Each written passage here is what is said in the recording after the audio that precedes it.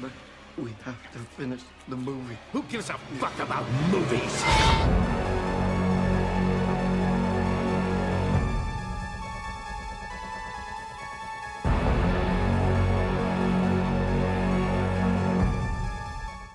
Ok, bonsoir à toutes et à tous, mesdames, mesdemoiselles, messieurs, ici TFT. Quel plaisir de vous retrouver aujourd'hui, après un long moment d'absence sur Twitch, pour un épisode très spécial de ciné de commu, hein, clairement, on est en soirée ciné.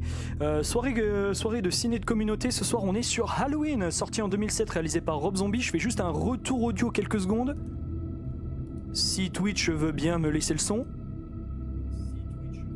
Excellent.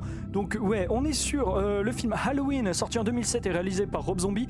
Je prends un petit moment pour introduire le film parce que je sais qu'il y a beaucoup de personnes qui pourraient être perdues à l'idée de voir le film ou de se dire mais bordel, où est-ce qu'on en est? Alors c'est très simple, cette introduction permettra de faire une sorte de... Ouais, introduction, merci TFT, pour un coup de gueule que je vais faire sur ce film, clairement, parce que Halloween, il faut vraiment que je lui rende justice.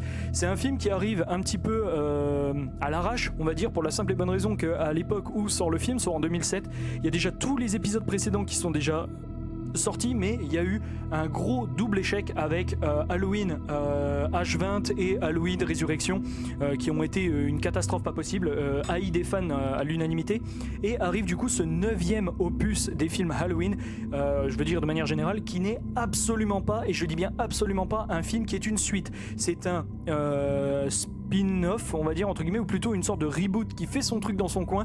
Donc pour celles et ceux qui ne connaîtraient pas le film, c'est fort simple. Vous pouvez le regarder sans avoir vu les autres, puisque là c'est carrément une autre histoire qui est expliquée. Donc voilà, ce film du coup, comme je le dis, est un film réalisé par Rob Zombie. Rob Zombie, vous le connaissez très probablement pour avoir été un chanteur de métal, il l'est toujours à l'heure où je parle, mais il a été avant tout un chanteur de métal dans le groupe White Zombie dans les années 90. C'est en 98 du coup qu'il lance sa carrière solo avec son premier album, qui est l'excellent Hellbilly Deluxe, que je vous conseille très fortement d'aller écouter si vous ne connaissez pas Rob Zombie. Et ensuite arrive l'année de 2003, hein, je fais du fast forward pour seulement parler de ce qui nous intéresse. Il arrive en 2003 à faire ce qu'il a toujours voulu faire via son histoire que je ne raconte pas ici, sinon j'y suis encore demain. Il arrive à être réalisateur et il fait son premier film, The House of the Thousand Corpses, donc la maison des 1000 morts. C'est un film extrêmement trash, extrêmement violent, extrêmement immoral, mais c'est un film qui va déjà montrer un petit peu les maquettes qu'est capable de faire Rob Zombie avec ses films. Donc encore une fois, c'est vraiment très plaisant de revoir ce film. Alors attention, encore une fois, il souffre selon beaucoup de personnes, moi y compris, du cliché du vous savez, ah tiens, je suis un jeune réalisateur, donc bah évidemment je fais un peu tout et n'importe quoi, tous mes concepts que j'ai en tête, je les bourre et je les bourre et je les bourre dans mon film, et au final on se retrouve face à quelque chose de relativement indigeste. Donc bref, on va skipper directement après 2005 avec The Devil's Reject, qui est la suite directe de House of the Thousand Corpses, pardon, et arrive 2007 où il se fait approcher par un studio que je ne nommerai pas ici parce que j'en suis profondément dégoûté, qui lui demande ah tiens, ça serait sympa qu'on reboot Halloween, etc., puisque ce studio dont je ne dirai pas le nom ici va ni plus ni moins que lui dire on a sécurisé les droits de Halloween, donc let's go, et du coup il va faire le film Halloween. Alors comme je le disais tout à l'heure, il y a déjà 2 minutes de cela, ce film est un stand-alone à l'époque, c'est-à-dire il prend complètement à contre-pied tout ce qu'on sait depuis le début, puisque c'est un reboot. Il y a sa propre mythologie qui va être instaurée, il y a sa propre chose qui va être dite, donc let's go, messieurs, dames, on va lancer le film. Et encore une fois, je tiens à vous préciser avant de commencer que ce film qui est Halloween, bien sûr, je vais pas me mettre en double, pardon. Ce film qui est Halloween est particulièrement violent, hein. Je tiens à le préciser. Donc voilà, let's go, on s'y met, et puis voilà. Donc ça, c'était l'introduction pour le coup de gueule, pour essayer de faire une sorte d'introduction, bien évidemment, de faire une introduction à absolument tout tous les médias que Rob Zombie a fait dans sa vie avant d'arriver à Halloween. Encore une fois, j'ai brossé très rapidement, mais encore une fois, le film a été salué à l'époque, notamment, enfin le film, pas Halloween, hein, mais le film House of the Thousand Corpses, la maison des mille morts, avait été salué par Tobe Hooper lui-même, donc le réalisateur de Massacre à la tronçonneuse de 74, et Tobe Hooper avait dit, ça a même été repris sur la jaquette, je sais plus ce qu'il avait marqué, il avait dit c'est un peu le Massacre à la tronçonneuse moderne, beaucoup plus fun que j'avais en tête à l'époque de 74. Voilà, donc let's go. J'ai envie de dire, messieurs dames, on va lancer le film et puis on se retrouve du coup pour un jump cut où moi je reprendrai avec coup de gueule, bien sûr, de mon côté. Donc voilà, on se lance le film et profitez bien. Bonne soirée, bien sûr. Bonne soirée. Alors oui, ici juste un petit truc, messieurs dames, le film que je vais passer ce soir, donc du coup Halloween 2007, du coup ça sera en version cinéma. Je fais quand même une petite régression là-dessus parce qu'il faut que ça soit vraiment compris par toute personne qui voudrait se mettre dans les deux films de Rob Zombie. Ce n'est pas grave de voir la version cinéma de Halloween 2007. Par contre, il faut impérativement voir la version uncut de Halloween 2, sorti en 2009, du coup, qui a été toujours pareil réalisé par Rob Zombie. Et du coup, il faut impérativement que vous voyiez ce film en version uncut tel que le réalisateur voulait le faire à l'époque. Donc, let's go! Tout simplement, let's go. Donc voilà, là on regarde le premier en version cinéma, c'est pas forcément grave, il y a quelques 11 minutes de moins, mais c'est des scènes qui sont juste rallongées et si vous les omettez, c'est pas forcément quelque chose de plus gore, de plus trash, etc. Donc voilà, profitez bien, voilà. Et pour les autres, je vous retrouve directement avec la suite de cette critique une fois la fin du film visionné, bien sûr. Waouh! Voilà qui termine du coup ce visionnage, messieurs dames, de notre soirée de film Halloween de Rob Zombie. Je vais faire mon débrief tout de suite maintenant, comme ça, tranquille, on fera, j'aurai pas forcément besoin de monter énormément de choses. Première chose à dire, c'est je me rappelais plus à quel point le film était putain de nihiliste. C'est un truc de dingue, du début à la fin, le film ne peut pas finir en happy ending. C'est un truc de fou furieux. Je le connais quasiment par cœur, ce film-là, mais plus je le revois, souvent par intermittence, hein, c'est-à-dire une fois tous les ans, mais soit à Halloween, soit au début de l'année. Franchement, je le trouve de plus en plus dépressé. Il fout la dépression à 200% ce film. C'est vraiment très plaisant de revoir ce film, si bien que la première demi-heure, c'est vrai qu'elle est extrêmement comme je le dis, il y a déjà le gamin, à aucun moment tu peux te dire Michael Myers peut s'en sortir dans ce monde-là. Même sa mère est obligée justement de faire du pole dance, etc. pour pour nourrir sa famille, hein, tout simplement. Donc il y a plein de trucs comme ça qui font que le gamin ne peut pas. De base, il n'aurait jamais pu avoir une vie normale, quoi. Et c'est vraiment immonde. Donc évidemment, au bout de la 26e minute à peu près, il a déjà pété un plomb, il a déjà tué un camarade de classe. Et là après c'est une descente en enfer pendant 1h50 de runtime, quoi, quasiment. Donc franchement, toujours très plaisant de voir ce film, hein, Halloween de Rob Zombie, mais putain d'atrocement nihiliste, hein, quoi. Et franchement aussi la vulgarité de certains personnages. Alors je sais pas si c'est la version française qui a plus vulgarisé que d'autres choses, étant donné que je m'efforce à mettre le film en VF, version française de France, VF2 du coup, hein, pour celles et ceux qui parlent zone de DVD.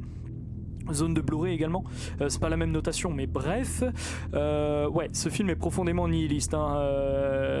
À plusieurs moments il te prend par les tripes, et notamment la scène justement à Smith Grove, où, dans l'hôpital psychiatrique, où justement Michael tue de manière totalement froide et réfléchie l'aide-soignante qui, évidemment parce qu'on est dans un film d'horreur, a décidé de lui tourner le dos quand elle s'est assise sur la chaise. Voilà, à partir de ce moment-là, tu te dis c'est juste plus possible. C'est un vrai retour, enfin un aller sans retour en enfer. Et pareil au niveau du suicide de la mère de Michael, du coup Deborah Myers. Là, c'est vraiment à partir de ce moment-là où il y a le coup de feu, il y a les pleurs du bébé, et là il y a un carton qui marque 15 years later, 15 ans plus tard. tard, là il n'y a plus aucun, c'est fini. À partir de ce moment-là, à partir du carton 15 ans plus tard, c'est plus possible, il n'y a plus de retour possible pour Michael Myers, et fait et dit, c'est ce qu'on verra à la fin du film. Alors évidemment, comme je viens de terminer le visionnage, je ne lui rendrai jamais assez justice, mais encore une fois, c'est un film extrêmement violent, extrêmement nihiliste, hein. Par exemple, le personnage, alors qui survit, bon à l'époque on ne le savait pas encore, mais le personnage de Annie, qui est joué par Danielle Harris d'ailleurs, très plaisant de la revoir, c'est toujours une actrice que j'apprécie énormément regarder à l'écran, c'est toujours très plaisant de la voir. Ici se fait définitivement malmené par Michael Myers.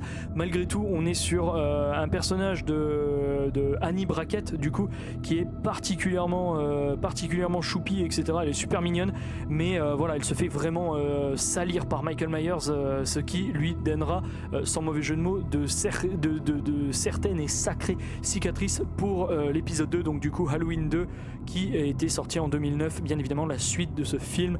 Bien évidemment. Donc voilà, film extrêmement nihiliste au possible. J'ai trouvé plutôt intéressant le personnage du docteur Loomis ici. Je sais que c'est assez bizarre à dire, mais le personnage de Loomis est extrêmement bien écrit, je trouve. Dans ce film-là, hein. Dans le deuxième, c'est un connard pas possible, mais également le plaisir de revoir Brad Dourif. Également, hein, Brad Dourif qui joue ici le shérif Brackett. Toujours incroyable. Hein. C'est un acteur que j'adore aussi, Brad Dourif, qui malheureusement est assez souvent relayé au stade de second couteau d'Hollywood. J'aime pas trop cette expression parce que c'est extrêmement péjoratif, mais très très plaisant de le voir. Genre sans déconner, à chaque fois que je vois cet acteur-là, hein, notamment pour celles et ceux qui suivent, hein, c'est lui qui jouait Charles Lee Ray dans Chucky, puisqu'il joue, il joue justement Charlie Ray, bien évidemment, du coup. Et qui donnera la voix à la poupée, hein, jusqu'à encore récemment, suite à malheureusement l'annulation de la série Chucky, bien sûr. Donc, pour en revenir à ce film, très très très bon, mais très déjà moralement répréhensible, parce qu'il y a plusieurs trucs qui sont pas mal hardcore, hein, notamment Michael Myers qui tue les amis de sa sœur, qui ne le sait pas, hein, à la fin du film, elle ne sait pas quelle est la sœur de Michael Myers, hein, même là, hein, elle commence à comprendre alors que Loomis attrape Michael qui tient en otage sous le bras sa sœur, et il lui dit c'est pas de sa faute, elle n'y est pour rien, elle n'y arrive pour rien, toutes ces années en arrière c'était moi, je n'ai pas su te sauver.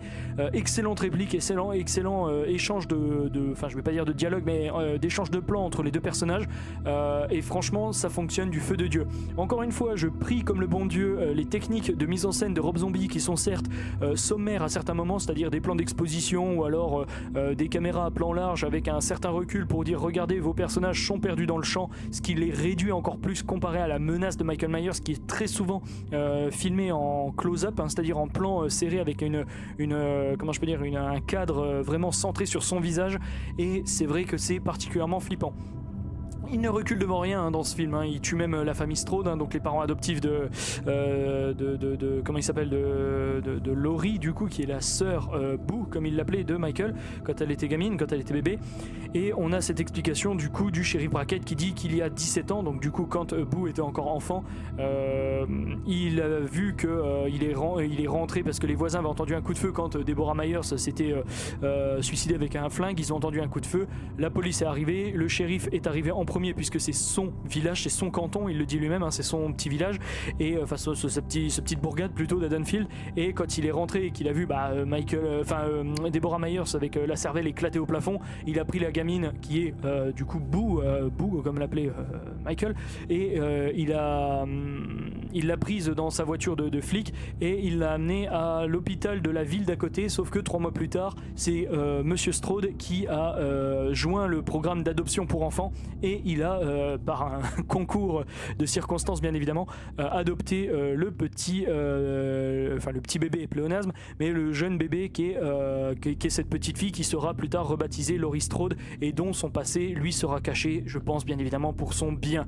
Donc Michael, pendant tout le film, bien évidemment, va faire la seule et unique chose de tuer toutes les personnes proches de Laurie pour cette scène qui est selon moi très cathartique, où Michael est dans Enfin, il arrive à assommer sa sœur du coup, et il l'emmène dans une sorte de comment je peux dire, de sous-sol avec la tombe des Myers, etc. Il lui montre la photo, mais elle, Laurie, ne sachant pas son passé, elle ne comprend pas, décide de poignarder Michael et s'enfuir.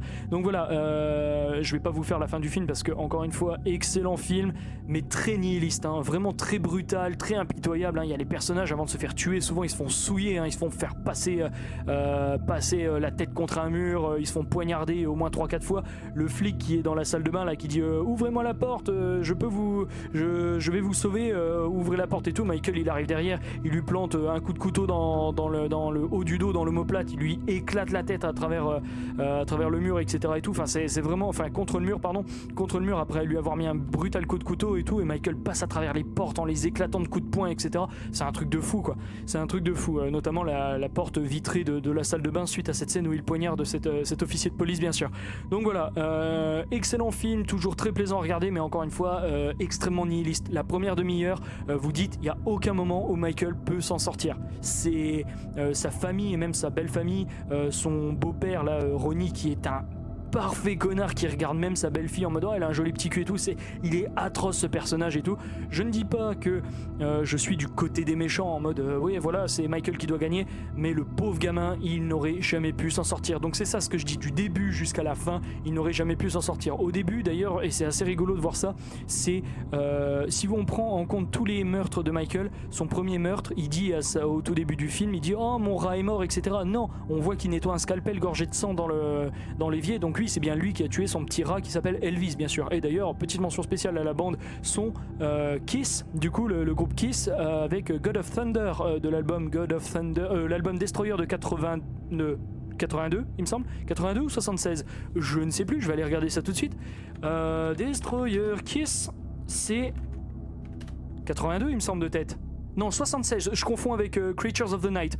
Oui, je confonds avec Creatures of the Night. Donc oui, l'album God of Thunder de 76, bien sûr. Oui, Creatures of the Night, c'est 82. Voilà, c'est parce que c'est mes deux albums de Kiss que j'apprécie énormément. Mais voilà, donc plutôt cool. Et encore une fois, en parlant de musique, et ça sera la transition parfaite pour la fin, les scènes, la mise en scène, la façon de filmer, c'est une façon de faire, mais putain de Dieu, la musique de Tyler Bates, que ça soit pour Halloween 2, qui reviendra pour Halloween 2, ou Halloween 2007, pardon. Waouh, c'est stressant à mort. C'est complètement maîtrisé, quoi. La musique est complètement maîtrisée, hein. Je veux dire, il y a des stingers audio, vous savez, ces bruits très aigus, très rapides, etc. Ou même il y en a un qui est particulièrement distinctif, là, le truc en 3-4 notes, qui est crescendo, là, un peu métallique, extrêmement bien placé dans le film à 3-4 endroits, mais waouh, ça a été un véritable cauchemar de traverser ce film, dans le bon sens du terme, hein. Quand je dis cauchemar, c'est juste que le film est particulièrement éprouvant à regarder parce qu'il est, voilà, c'est nihiliste et beauf, et surtout c'est ultra violent. Et comme je le disais, oui, du coup, Michael, c'est assez rigolo de voir les kills de Michael parce que il va du rat jusqu'aux humains, des humains jusqu'aux amis de Laurie, du cercle de famille de Laurie jusqu'à Laurie elle-même. Donc voilà, et encore une fois, toujours pareil, il ne tue pas les enfants, bien sûr, puisque cette itération-là, j'y reviendrai peut-être un jour en tant que débrief de personnage, mais en aucun cas les représentations de Michael Myers n'ont un jour pensé à tuer des enfants. Jamais. Si ça avait été le cas, ça aurait été très mal vu par la censure américaine, blablabla. Mais concrètement, comparé à un Jason Voorhees qui va à un moment donné peut-être commencer à penser à tuer des enfants, à aucun moment Michael Myers n'aurait tué des enfants, bien sûr. Donc voilà, qui termine pour ce live. Messieurs dames, je vais peut-être en relancer un là parce que j'ai envie de faire du gaming cette nuit, j'ai envie de game.